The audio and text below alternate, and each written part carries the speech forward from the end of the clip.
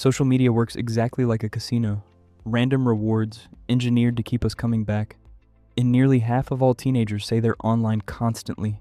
Meet Juan, a licensed clinical therapist at Daybreak Health, as he breaks down what that means for your child's developing brain and what you can do about it at home. These platforms are absolutely crafted by clinical psychologists, right, to capture and maintain their users' attention. Endless scrolling, a logarithm-driven feeds, personalized notifications, gamified reward systems. All of that is happening every time a child picks up the phone, and it makes it harder and harder for them to put it down. They draw users in. This novel content, relevant content, personally engaging content that creates curiosity, and it works off that desire for rewards.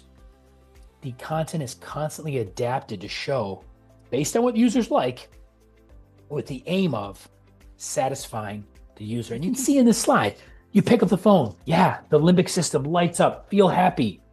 Put the phone down. Oh, pick it up again. Here we go again.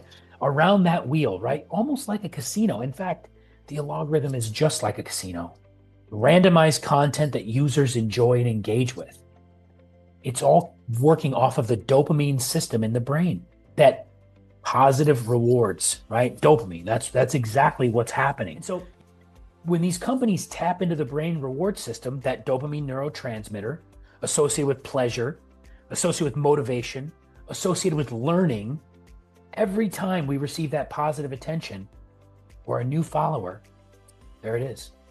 And it reinforces that behavior to want to make us do it again. That process I mentioned is variable reinforcement, and it keeps us coming back for more, to check our feeds, to check our notifications. Even as parents,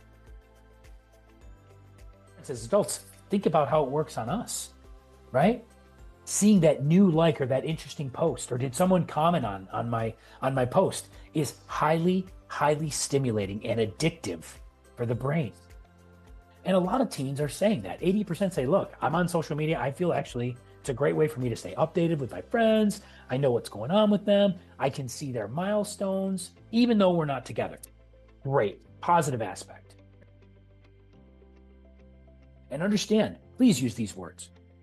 Social media is a highly curated version of reality, right? I call it, it's airbrushed. It's airbrushed reality, because people are showing their best moments, airbrushed, their best achievements, airbrushed, and their best appearances, often through a filter or airbrushed. For teens, it's this, I'm comparing myself to others.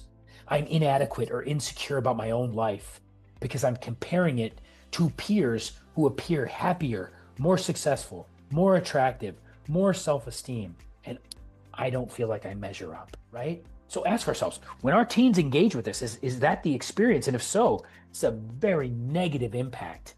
Please use that word. It's airbrushed reality, really important. We're seeing a lot of teens, 23% saying, I feel worse about my own life. And 30% feel like their friends are leaving them out. I think we all know this term now, FOMO, fear of missing out. Yeah, that's a common psychological impact of social media because everyone's doing something and I'm not, right? It's really rough on teens. A lot of teens, 31% are saying they feel pressure to post content that will get likes. Now we talked about the impulsive teenage brain that wants the attention. Sheesh, this pressure to post content that will receive likes from or validation from their peers, that can be a very dangerous or even stressful situation where there's anxiety around making sure my online persona is still good because I value my self-worth is based on this online persona. I think a great thing to stop the doom scrolling, just picking up your phone, is move some of your preferred things off your home screen, right? Some of those preferred apps.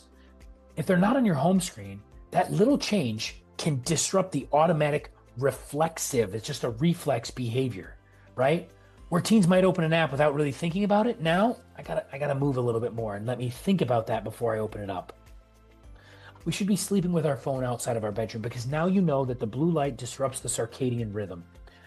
So I recommend turning off those notifications on certain apps. And I'm guilty of this, whether it's Microsoft Teams or Slack messages or email. turning off those notifications for myself as well and modeling that. Hey guys, we're hanging out together. I'm turning off my notifications, right? Because those notifications, like we know, are designed by these social media companies to grab our attention. When do I get help? How do I know when I should be seeking help? And I want to say this. You know your child the best. You absolutely are the expert on your own children. So when you notice changes in their functioning, you know what that functioning looks like. Ask for help. Seek out someone. Talk to your school counselor. The earlier we intervene, the better the outcomes.